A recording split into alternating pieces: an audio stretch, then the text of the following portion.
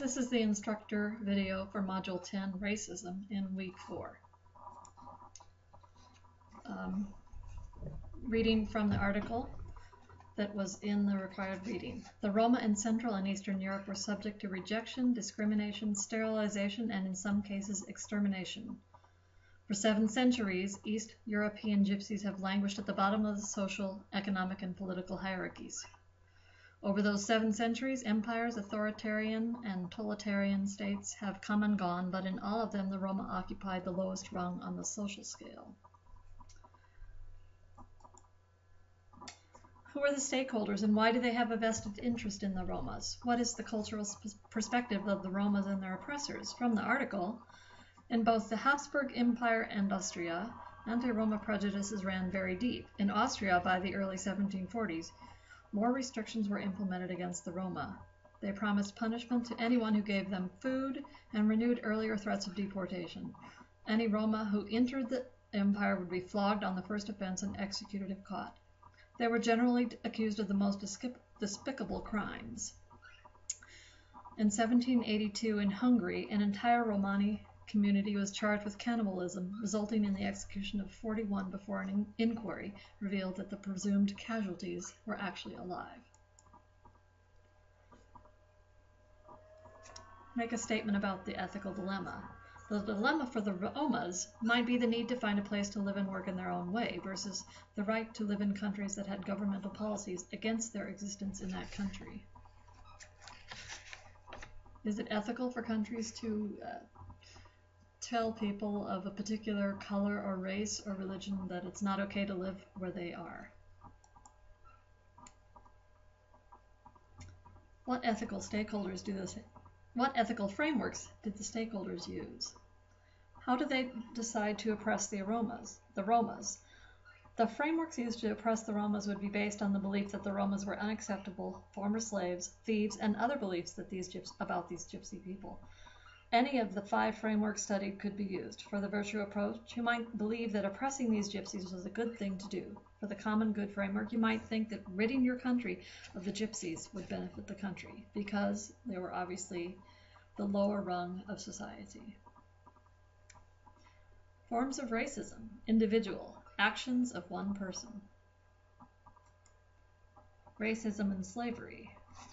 It would be unthinkable to accept slavery unless you were able to either blind yourself to the reality of slavery or truly believe that slaves were less than human, not as intelligent, simple-minded, and little better than animals. Another way to look at slavery is to think of how people who use slave labor benefited.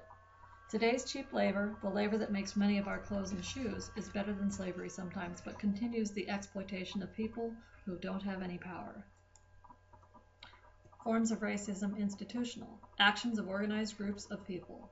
This may sometimes be difficult to see. Where do we find institutions that condone racism? In the 1800s, there were Negroes or African Americans on Major League Baseball teams. Then they were banned from playing in the leagues. In 1947, Jackie Robinson was the first African American to again play for the major leagues.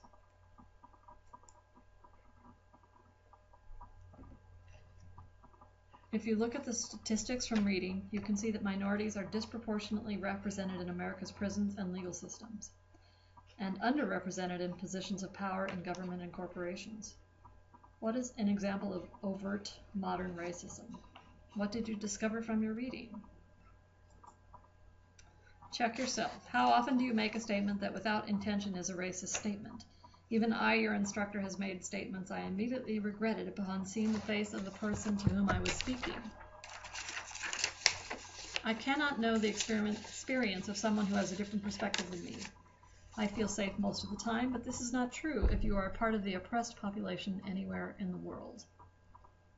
Here's an example of covert racism, without intention or conscious awareness,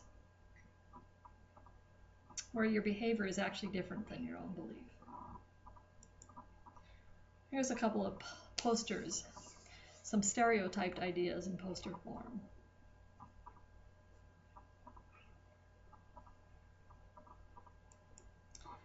From Race, the House We Live In, you learned that the U.S. policies that kept black people or minorities out of white and therefore better neighborhoods were in place following World War II.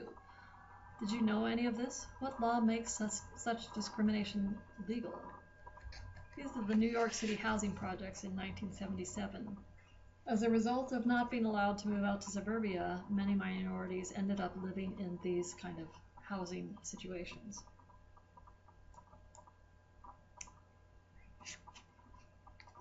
So if you can look at the history of the civil rights movement from your reading, systemic racism doesn't simply rear its ugly head, it is voted on, enacted with policies, and used to disenfranchise. Civil rights in the U.S. January 23 of 1964. The 24th Amendment abolishes the poll tax, which originally had been instituted in 11 southern states after Reconstruction to make it difficult for poor blacks to vote. July 2nd of 1964, President Johnson signs the Civil Rights Act of 1964, the most sweeping civil rights legislation since Reconstruction. The Civil Rights Act prohibits discrimination of all kinds based on race, color, religion, or national origin.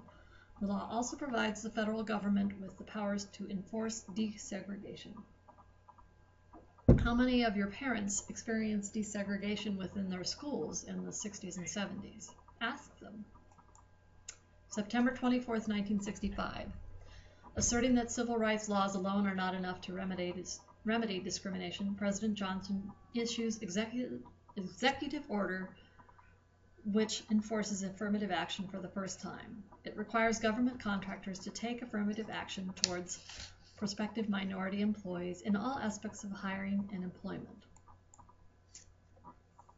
April 4th, 1968, in Memphis, Tennessee, Martin Luther King, at age 39, is shot as he stands on the balcony outside his hotel room. Escaped convict and committed racist James Earl Ray is convicted of the crime.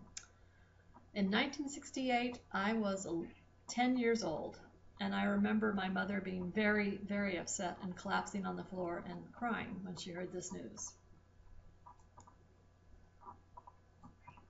April 11th, 1968, President Johnson signs the Civil Rights Act of 1968, prohibiting discrimination in the sale, rental, and financing of housing.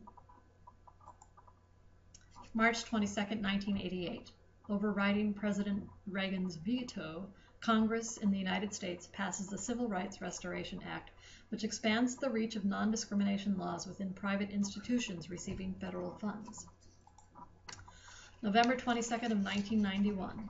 After 2 years of debates, vetoes, and threatened vetoes, President Bush reverses himself and signs the Civil Rights Act of 1991, strengthening existing civil rights laws and providing for damages in cases of intentional employment discrimination.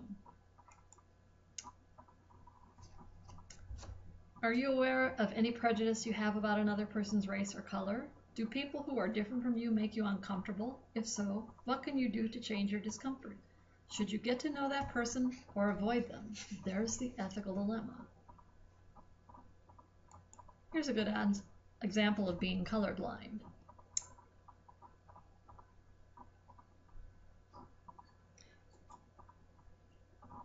How do institutions, communities, farmers, industry, banks, governments, and individuals profit from being good people who are nonetheless colorblind? Affirmative action. How is this a potential ethical dilemma? Should American universities be forced to allow more minorities into their schools at the price of perhaps rejecting a white person who is also qualified? What is fair? What countries have had racist policies? On August 28th of 2014, the United Nations Committee on the Convention on the Elimination of All Forms of Racial Discrimination slammed the United States for persistent racial and ethnic discrimination. The watchdog said Washington has failed to meet its treaty obligations under the convention, one of only 3 core human rights accords that the U.S. has ratified. During the UN hearing, one committee member noted that despite several decades of affirmative action, segregation in U.S. schools is worse today than it was in the 1970s. African American children are deeply disadvantaged in accessing educational opportunities. Minority students are not provided with equal facilities, many attend single-race classrooms, and their limited access to rigorous curriculums contributes to the disparate levels of academic achievement and access to jobs. In March of 2014, a study by the U.S. Department of Education found that African American students face harsher discipline as early as in preschool and through high school. For many of these children, this heralds the beginning of a school-to-prison pipeline. Suspended or expelled students are more likely to drop out of schools, and those who leave school are more likely to enter the criminal justice system, a trajectory that is hard to escape. So, end of video questions. What can you do to combat racism in your own circle of influence? Is there an ethical dilemma for you? Think about this. Thanks.